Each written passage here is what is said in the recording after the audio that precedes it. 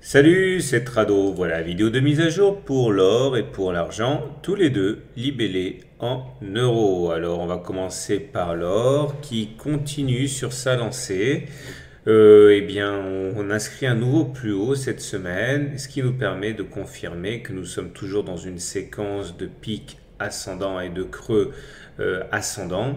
Vous voyez, par opposition, ici, on était avec des pics ascendants et des creux descendants. Là, on est quand même beaucoup mieux. Et ça veut dire qu'on est en théorie d'eau en tendance haussière. Et c'est confirmé par le fait que nous soyons au-dessus de la moyenne mobile à 30 semaines qui maintenant adopte une pente positive. Et tant qu'on sera au-dessus, on sera en tendance haussière également en termes de théorie de Weinstein.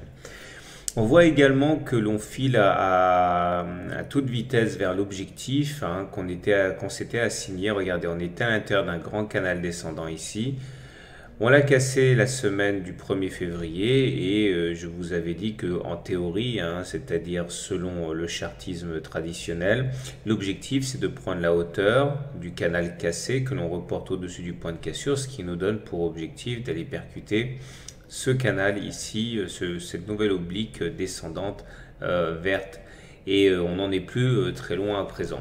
Si maintenant on porte un regard de type Ishimoku, on voit également que les choses sont en nette amélioration. J'en ai parlé pendant de très nombreuses semaines avant que ça arrive, donc maintenant il n'y a plus qu'à se laisser guider. Vous voyez, ça c'est le nuage. Tant qu'on est au-dessus du nuage, on est en tendance haussière. Et voilà, maintenant ça fait 3 semaines qu'on est au-dessus du nuage.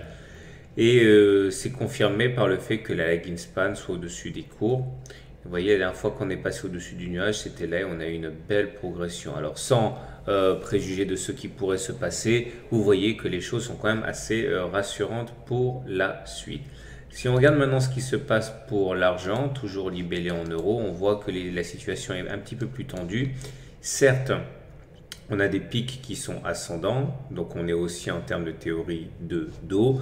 On est au-dessus d'une moyenne mobile à 30 semaines qui monte, donc on est aussi en termes de théorie de Weinstein. Par contre, on a du mal pour l'instant à s'extraire de ce canal descendant, contrairement à ce qui s'est passé pour l'or. En tout cas, l'avantage, c'est que vous savez comment tracer l'objectif. Il s'agira tout simplement, le cas échéant, de prendre la hauteur que l'on reportera au-dessus du point de cassure. Si jamais cela arrive, on tracera une parallèle et voilà quel serait l'objectif. Pour l'instant, on n'y est pas, et si on a du mal à passer, c'est parce qu'on est justement là en train de buter sur le même nuage qui fait la frontière entre la tendance haussière et la tendance baissière au regard du système Ishimoku.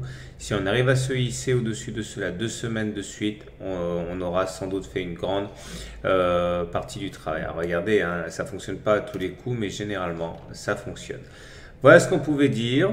Je vous souhaite une bonne soirée, un bon week-end et à la semaine prochaine pour la mise à jour.